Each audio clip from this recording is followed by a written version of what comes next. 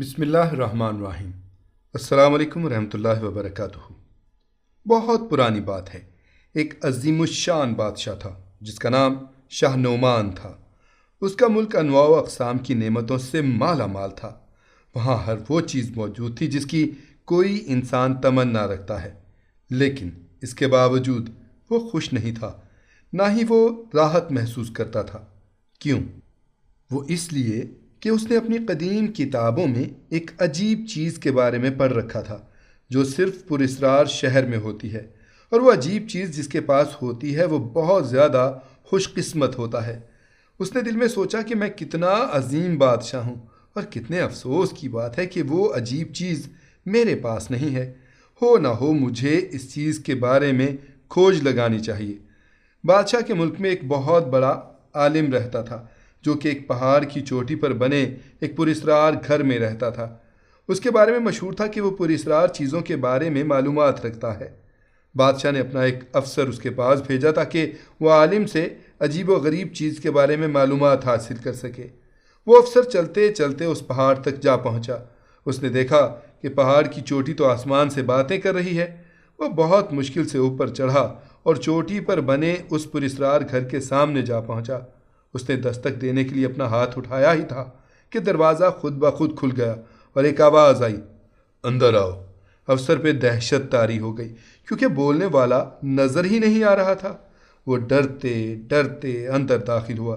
سامنے ہی ایک وسیع و عریض کمرہ تھا جس کے درمیان میں ایک خوبصورت سا قالین پڑا تھا۔ اس پہ بنے نقش و نگار بہت ہی دل فریب تھے۔ وہ نہ چاہتے ہوئے بھی قالین کی طرف بڑھنے لگا اور اس پہ جا کے کھڑا ہوا۔ اسی لمحے دوبارہ وہی غیبی آواز سنائی دی، حرکت نہ کرنا۔ اگلے ہی لمحے افسر کو یوں محسوس ہوا جیسے اس کے قدموں تلے زمین سرک گئی ہو۔ اس کے منہ سے دلدوز چیخ نکلی۔ کمرے کا فرش سرک گیا تھا اور وہ قالین سمیت نیچے جا رہا تھا۔ جیسے یہ قالین نہ ہو کوئی لفٹ ہو، اس نے وہی غیبی آواز دوبارہ سنی، ڈرو مت، تم عظیم عالم کے پاس پہنچنے ہی والے ہو۔ جادوئی قالین اسے زمین کی تہہ میں لے گیا۔ جلد ہی وہ عالم کے سامنے تھا۔ اس سے پہلے کہ وہ کچھ کہتا، عالم کی آواز سنائی دی، مجھے اندازہ ہے کہ تم یہاں کیوں آئے ہو۔ لو سنو میرا جواب۔ شاہ نعمان کو بتا دو کہ وہ عجیب چیز اڑنے والا گھوڑا ہے جس کے 2 پر ہیں اور وہ فضا میں اڑتا ہے، لیکن اس کو پانا بہت مشکل ہے کیونکہ یہ گھوڑا پراسرار شہر میں ہے اور اس شہر کی طرف جانے کا راستہ تکالیف سے بھرا ہوا ہے۔ اس راستے میں بہت بڑا صحرا آتا ہے، اس کے بعد خونی نہر سے گزرنا پڑتا ہے، اس کے بعد غضبناک سمندر کو عبور کرنا پڑتا ہے، اور پھر 3 بلند و بالا چوٹیاں سر کرنی پڑتی ہیں۔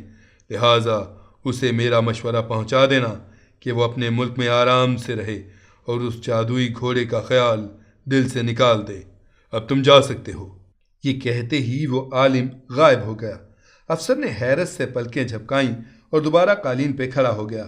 قالین نے حسب سابق سفر شروع کر دیا اور تھوڑی دیر بعد افسر اس جگہ سے باہر آ گیا اور واپسی کا سفر شروع کر دیا۔ واپس جا کر اس نے بادشاہ کو سارا قصہ کہہ سنایا اور عالم کا پیغام سنایا کہ اڑنے والے گھوڑے کو حاصل کرنا ناممکن ہے۔ یہ سن کر شاہ نعمان غصے میں آ گیا اور فوراً ہی اپنے سپہ سالار کو بلایا اور اسے حکم دیا، 100 بہترین سوار تیار کرو اور انہیں پراسرار شہر کی طرف روانہ کرو تاکہ وہ میرے لیے اڑنے والا گھوڑا لے آئیں۔ شاہ نعمان کے بہترین سوار سفر پر چل پڑے۔ ان کے سامنے وسیع و عریض صحرا تھا، دور دور تک ریت پھیلی ہوئی تھی۔ وہ کئی دن تک سفر کرتے رہے حتیٰ کہ وہ تھک کر گر گئے۔ صحرا تو ختم ہونے کا نام ہی نہیں لے رہا تھا۔ رفتہ رفتہ ان کا زاد راہ بھی ختم ہو گیا۔ مارے پیاس کے ان کا برا حال ہو گیا۔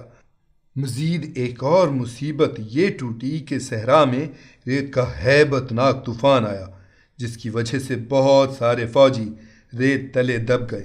کچھ پیاس کی شدت سے جان کی بازی ہار گئے اور کچھ طوفان میں مارے گئے۔ لہٰذا بچے ہوئے فوجی سواروں نے واپسی کے بارے میں فیصلہ کیا اور واپس چل پڑے۔ واپسی کا سفر بھی صعوبتوں سے بھرا ہوا تھا اور وہ اسی طرح حوادث کا شکار ہونے لگے حتیٰ کہ شاہ نعمان کے پاس صرف ایک فوجی واپس پہنچ سکا اور اسے سارا قصہ کہہ سنایا۔ شاہ نعمان یہ سن کر غصے سے پاگل ہو گیا اور اس نے سپہ سالار کو 500 فوجی سواروں کا دستہ تیار کرنے کا حکم دیا۔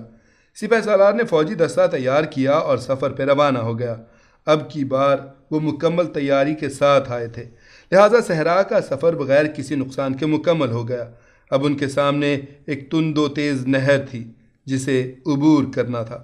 انہوں نے وہاں پڑاؤ ڈالا اور درختوں کو کاٹ کر کشتیاں بنانے لگے۔ کشتیاں بنانے کے بعد وہ نہر میں اتر گئے اور سفر شروع ہو گیا، مگر وہ ایک بہت بڑی مصیبت سے بے خبر تھے، اور وہ تھی مگر مچھ۔ شاید اسی لیے اس نہر کو پراسرار عالم نے خونی نہر کہا تھا۔ آن کی آن میں مگر مچھوں نے کشتیوں پر حملہ کر دیا اور آنن فانن فوجی سواروں کو ہڑپ کر گئے۔ صرف 5 فوجی سواروں نے بمشکل جان بچائی اور 1000 مشکلات کا سامنا کرنے کے بعد شاہ نعمان کے پاس واپس پہنچے اور اسے ساری رودات سنائی۔ شاہ نعمان ضد کا پکا تھا۔ اس نے مہم جوئی کا ارادہ ترک نہ کیا اور خود مہم پہ جانے کے لیے تیار ہو گیا۔ اس نے اپنے ساتھ 1000 سپاہی لیے اور روانہ ہونے کے لیے تیار ہو گیا۔ ایسے میں اس کے وزراء دوڑتے ہوئے آئے اور بولے، عالی شاہ، آپ کو اللہ تعالیٰ نے ہر نعمت سے نوازا ہے، سرفراز فرمایا ہے۔ کیا ہی اچھا ہوتا کہ آپ ان نعمتوں پر قناعت کریں اور اڑنے والے گھوڑے کا خیال دل سے نکال دیں۔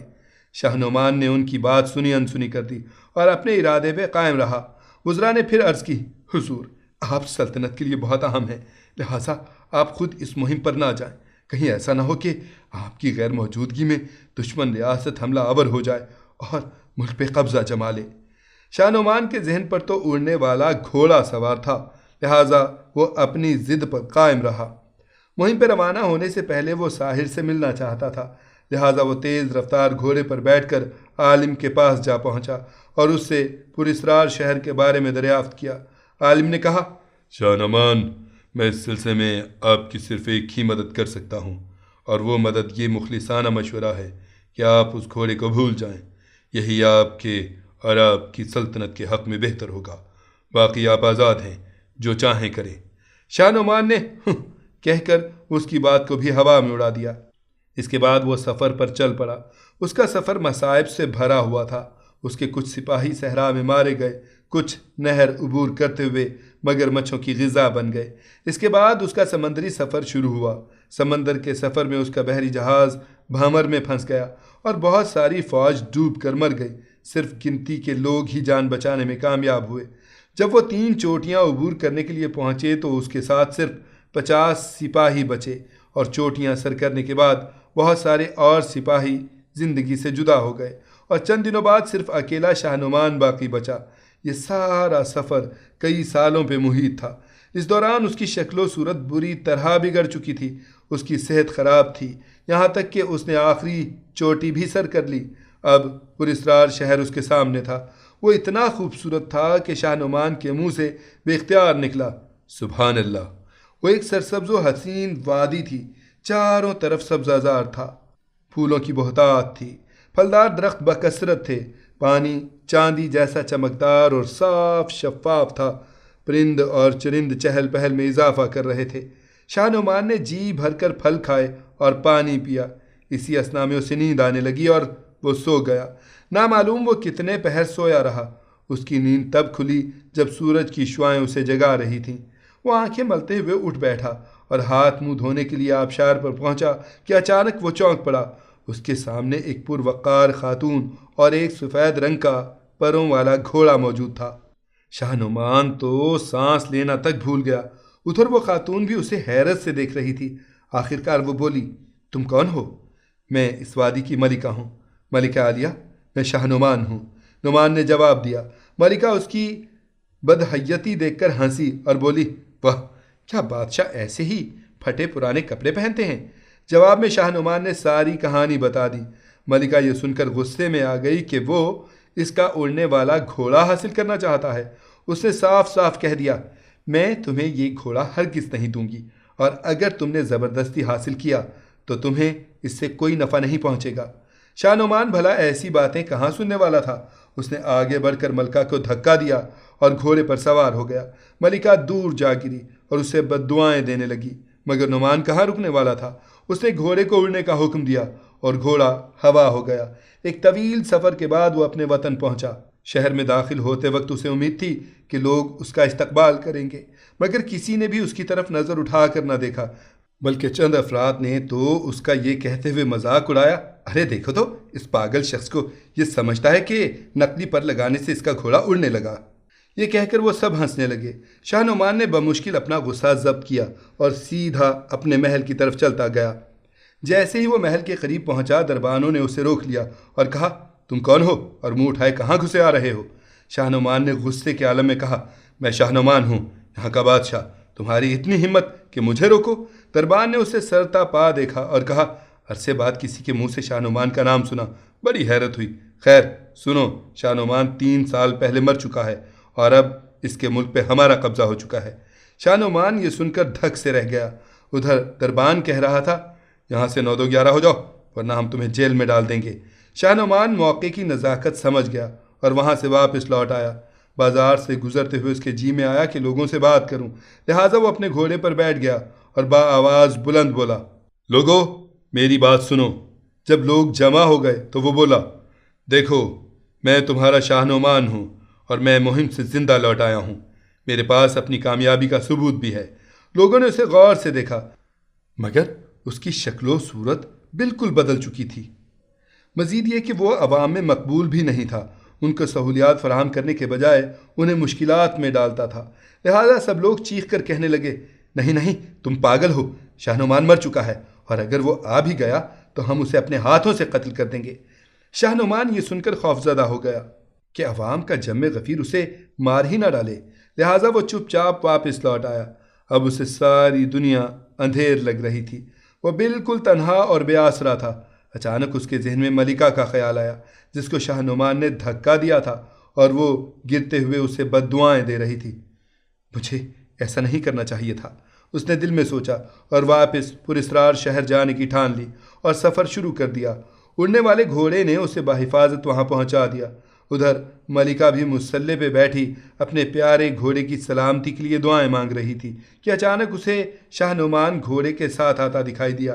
وہ فوراً اٹھی اور بولی، کیا تم مجھے میرا گھوڑا واپس کر دو گے؟ ہاں، کیونکہ اب میں سمجھ چکا ہوں کہ لالچ کا کوئی فائدہ نہیں اور دوسروں کو دکھ دینے والا خود مصیبت میں گرفتار ہو جاتا ہے۔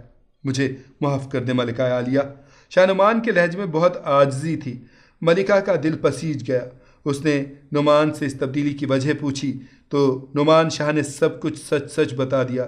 ملکہ نے ساری داستان سنی تو کہنے لگی، میرا مشورہ یہ ہے کہ تم دوبارہ اپنے وطن جاؤ اور اپنے ہم خیال لوگوں سے فردن فردن ملو اور انہیں ساری کہانی سناؤ۔ اس طرح تم اپنے حامیوں کی تعداد میں اضافہ کر سکتے ہو اور پھر موقع محل دیکھ کر اپنی کھوئی ہوئی سلطنت دوبارہ حاصل کر لو، اور دیکھو اب اپنے عوام کے ساتھ انصاف اور مساوات کی حکومت کرنا۔ ملکہ کی باتیں شاہ نعمان کے دل کو چھو گئیں۔ وہ کچھ کہنے ہی والا تھا کہ ملکہ نے کہا، شاہ نعمان اگر تم اس نیک کام کے لیے تیار ہو تو میرا گھوڑا لے جاؤ، یہ تمہاری بہت مدد کرے گا، اور جب تم کامیاب ہو جاؤ تو اسے واپس لوٹا جانا۔ شاہ نعمان نے ملکہ کا شکریہ ادا کیا اور واپس اپنے وطن لوٹ گیا۔ وہاں جا کر اس نے شہر سے کچھ دور واقع پہاڑی علاقے کو اپنا مسکن بنایا اور اپنا کام شروع کر دیا۔ یہ کام بہت ہی مشکل تھا، مگر چونکہ شاہ نعمان کی نیت ٹھیک تھی لہٰذا رفتہ رفتہ اس کے پرانے دوست اس کے گرد جمع ہوتے گئے۔ انہوں نے شاہ نعمان کے ساتھ مل کر جنگ کی تیاری کی اور ایک مضبوط لشکر تیار کر لیا۔ اس کے بعد انہوں نے اپنے ملک کو حاصل کرنے کے لیے حملہ کر دیا۔ اس دوران اڑنے والے گھوڑے نے بھرپور کردار ادا کیا۔ اس نے دشمن کے سروں پر آسمان کی طرف سے حملہ کیا، جس سے وہ بری طرح گھبرا گئے، اور ایک سخت جنگ کے بعد شاہ نعمان نے اپنا ملک دوبارہ حاصل کر لیا۔ فتح کے بعد اس نے اپنے عوام سے خطاب کیا اور انہیں ایک نئی اور عادلانہ حکومت کی خوشخبری دی۔ اس کے بعد وہ پراسرار شہر کی طرف روانہ ہوا اور وہاں پر ملکہ کا گھوڑا لوٹایا۔ ملکہ نے بھی شاہ نعمان کی تعریف کی۔ یوں شاہ نعمان نے اپنا کھویا ہوا ملک واپس لے لیا، اور حوادثات زمانہ نے اسے یہ سبق سکھایا کہ غرور کا سر ہمیشہ نیچا ہوتا ہے اور مسلسل جد و جہد کرنے سے منزل مل ہی جاتی ہے۔ اب وہ زیادہ بہتر انداز میں اپنے ملک کی خدمت کرنے لگا۔